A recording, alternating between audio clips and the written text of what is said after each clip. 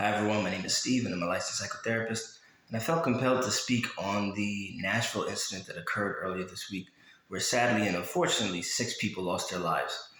Now, I'm hearing a lot of different terms being thrown out and ideas, and I wanted to address some of those.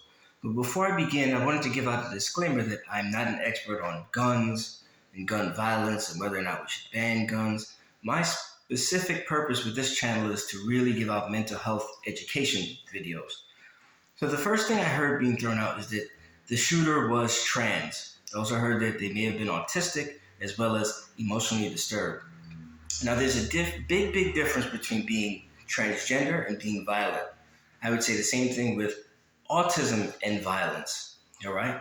Now with emotional disturbance, that from my perspective, my understanding and research, is a big umbrella term that can really account for a lot of different disorders. That can include bipolar disorders, psychotic disorders, but also obsessive compulsive disorders and eating disorders as well. So I don't think it's enough for us to just say emotional disturbance and think that's the reason why this happened. Same with being transgender as well as autism. Speaking of autism, I spent the first part of my career working with people on the autism spectrum and have never had an incident like that. Okay?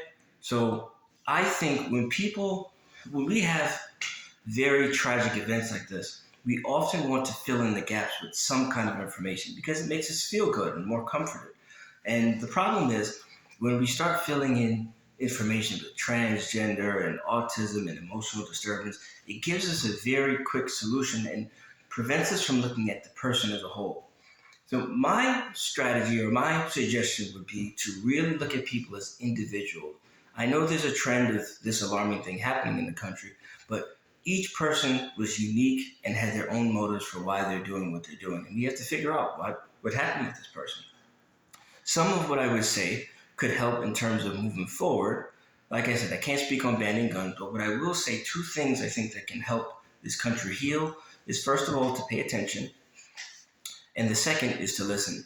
So in terms of paying attention, I remember being in graduate school and there was this big debate as to when people are suicidal, whether or not there are signs and symptoms associated with it and whether or not we could truly intervene.